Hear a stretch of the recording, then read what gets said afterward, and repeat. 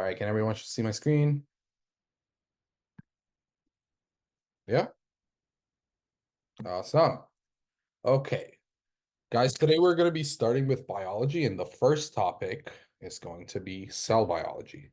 So cell biology is going to be obviously looking at what's happening within the cells and what different cells do and what they do in our body, basically.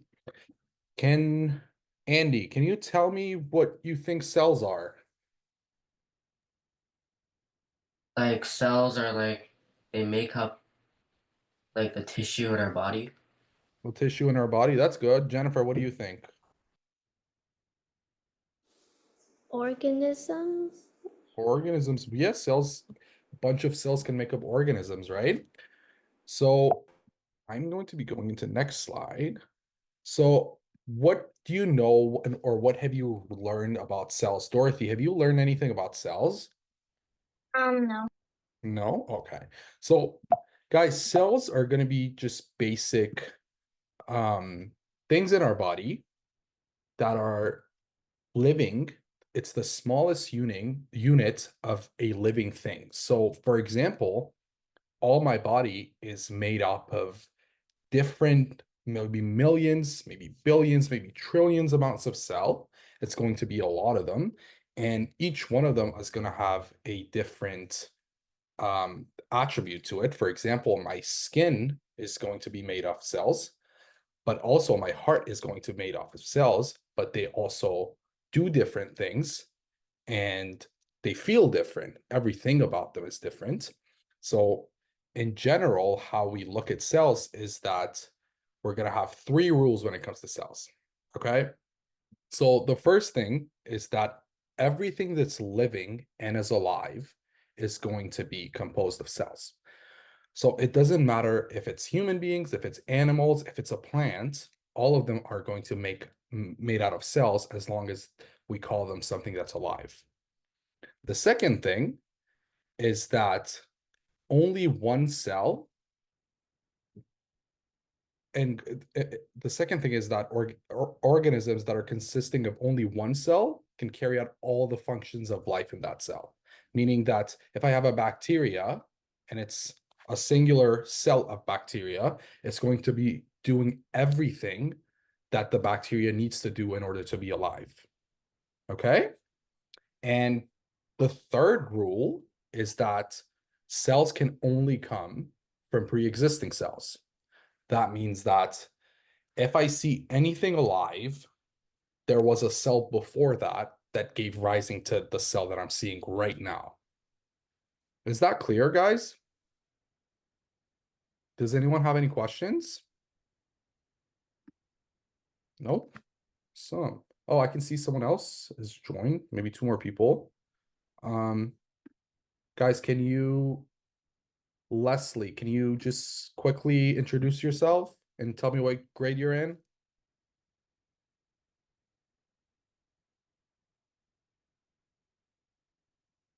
I'm Okay, in grade 8.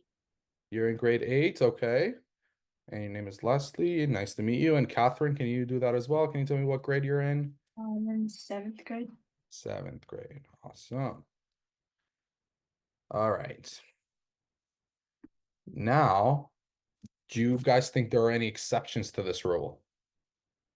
Let's go with Dorothy. Do you think there are any exceptions here? No. You don't think there are? What about you, Catherine?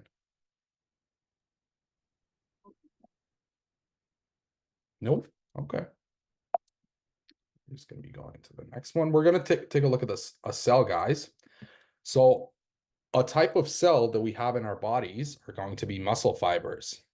And they're called striated muscle fibers because of the way they look.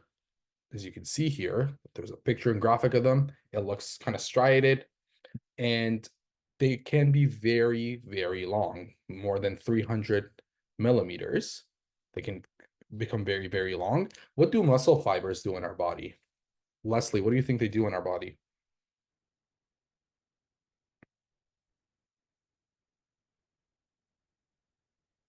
Leslie, You create energy. you think they create energy? Well, they don't really create energy, but they help us move around, right? So if I'm going to the gym and working out, what am I using? I'm using my muscles, right? So it's going to be a lot different from, let's say, what my skin cell does.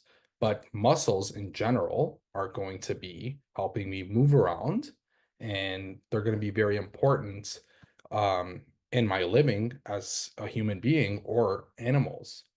They also use their muscles, right? And now what's different about muscle fibers is that they can have multiple nucleuses in a singular membrane, meaning that if I have um, a singular muscle fiber, I can have different cells in them, different nucleuses. So this kind of challenges the idea that the cell is an autonomous unit living as just one, because I have multiple nucleuses in there. Okay? Is that clear?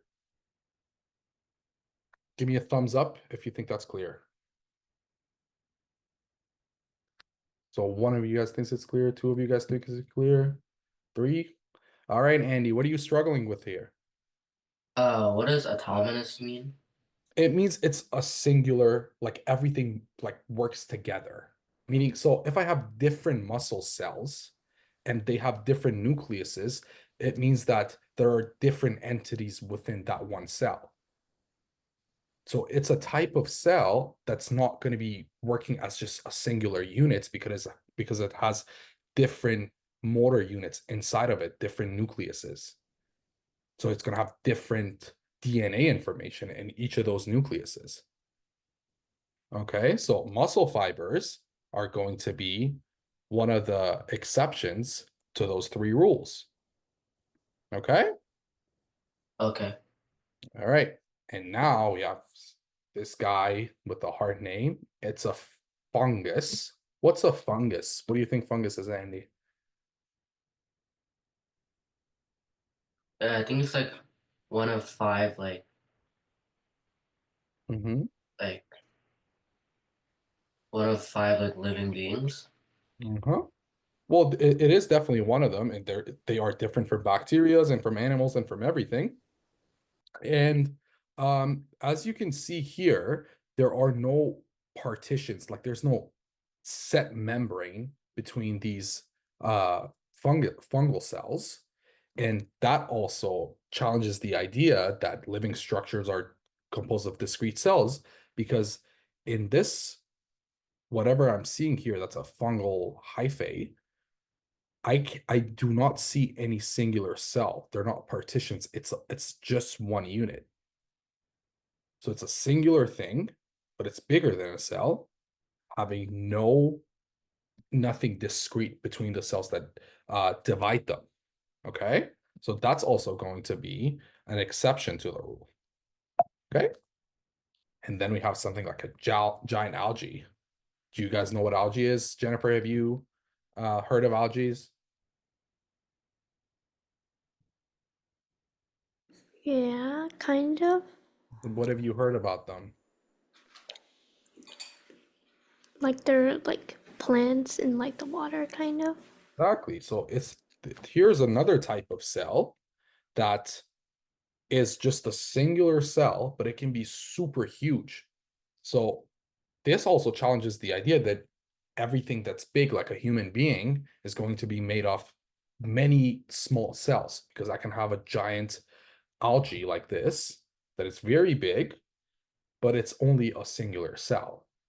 Okay, so yes, there are exceptions to the rules that I gave you a few slides ago, but in general, they're going to be okay to use for most organisms. Okay. All right. Now we're going to look at a timeline of cell biology and look at some of the people that did some work in it. So, does anyone know what evolution means? How about let's go to Catherine. Have you heard of evolution? Yeah. What does evolution mean? It's like the progress, like how something evolved. Yeah. So we as human beings went through years and years of evolution to get to where we are. And basically what I'm saying is the evolution of cell theory, meaning how it's changed over the years. So it might be a question to you of who invented the first compound microscope, and it was a guy named Zacharias Janssen in 1590. We're just going to go through these very quickly and look at the history of what happened. Then light microscope, the first person that actually used it was Robert Hooke, and he was the first one that saw these little stuff inside living things and called them cells. Then the first person to see microscopic organisms, like a whole organism together, was this guy, Anton Leeuwenhoek. And he, first of all, called them animalcules or whatever. And then we had this guy who came up with the first two tenets of the cell theory, the first two things that we just went over a few slides ago. Can anyone remember what they were? These guys? Andy, you remember these?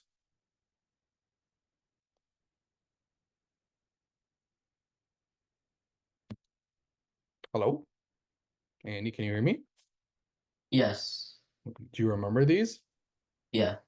So the first one being that living organisms are composed of cells, and then that organisms consist of organisms that are singular cell. They carry out all the functions that are needed for that cell to survive, and that all cells arise from pre-existing cells. So the first two of those, this guy is credited for. And then we had Theodor Schwann, which is credited for the idea that all of the cells that we have are all the living things are made out of cells. Okay. And then we have Rudolf Virchow, who said, okay, if that's the case, I'm going to have cells that are giving rise to other cells. So any cell that I see that is alive is going to be coming from another cell. Okay. So those first three things I really want you to understand and know. Whatever worksheet or homework that I'm giving you is going to be very heavy on those three rules about living cells. Okay. Everyone following? Everything good? Good. Awesome. Okay. Now, what about the first cell that came up, guys? If every cell has to come from a pre-existing cell, what about the first one? Does anyone have any idea? Jennifer, what do you think? I don't know. You don't know? What about you, Dorothy? Do you have any idea? I'm not sure. You don't? Okay, so, but do we agree that if the first cell somehow became alive, that the thing that was before that first cell was probably not alive? Does everyone agree with that? Yeah. So that's makes a whole lot of problems, right? Because you're like, okay, if that's the case, then what about the first cell? Well, we're talking about what happened after there. Okay. And this theory that living cells can come from non-living stuff is called abiogenesis. I want you to write that word down and know what it means. Okay, I'm going to give you like 30 seconds here to write that word down and write down what it means.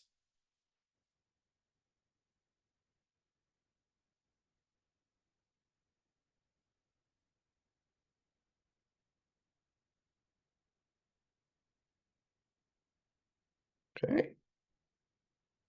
So the way the thing that the scientists think that this happened was that there was a non-living like